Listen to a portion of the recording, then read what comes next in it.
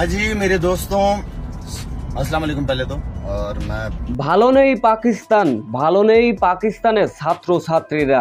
Internet বন্ধ করে ছাত্রদের উপর জুলুম, ছাত্রদের উপর অত্যাচার বন্ধ করুন। এবার লাইভে এসে ছাত্রদের নিয়ে একই বললেন পাকিস্তানের সাবেক ক্রিকেটার শহীদ আফ্রিদি।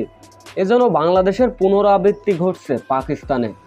বাংলাদেশের ছাত্রদের কাছ থেকে অনুপ্রেরণা নিয়ে এবার পাকিস্তানে জ্বলে উঠল ছাত্ররা, অন্যায়ের বিরুদ্ধে রুখে দাঁড়ালেন।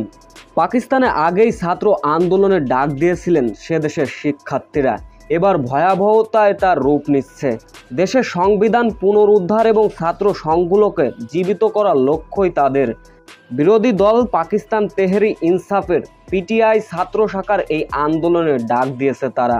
স্থানীয় সংবাদ মাধ্যম থেকে যতটুকু স্পষ্টভাবে জানা যায়, বাংলাদেশের ছাত্ররা সরকার পতন ঘটানোয় সেইখান থেকে অনুপ্রেরণা পেয়েছে পাকিস্তান শিক্ষার্থীরা। পাকিস্তানের সর্বশেষ আপডেট, সে দেশের ইন্টারনেট বন্ধ করে দেওয়া হয়েছে এবং সেইখানে শিক্ষার্থী এবং পুলিশের মধ্যে চলছে ধাওয়া পাল্টা ধাওয়া। ভয়াবহ আকারে রূপ নিয়েছে, তার কোনো ব্যাখ্যার প্রয়োজন নেই। পাকিস্তানের ছাত্র আন্দোলন নিয়ে অবশেষে মুখ খুলেছেন পাকিস্তানের সাবেক অলরাউন্ডার শহীদ আফ্রিদি। তিনি বলেন, ছাত্রদের আন্দোলনের দাবি মেনে নিন আপনারা, না হলে বাংলাদেশের মতো ভয়াবহ রূপ নিতে পারে পাকিস্তানেও। তিনি আরও বলেন, ইন্টারনেট সেবা চালু করে দেওয়া হোক, ছাত্রদের উপরে জুলুম বন্ধ করা হোক। এমনটাই জানিয়েছেন পাকিস্তানের সাবেক ক্রিকেটার শহীদ আফ্রিদি।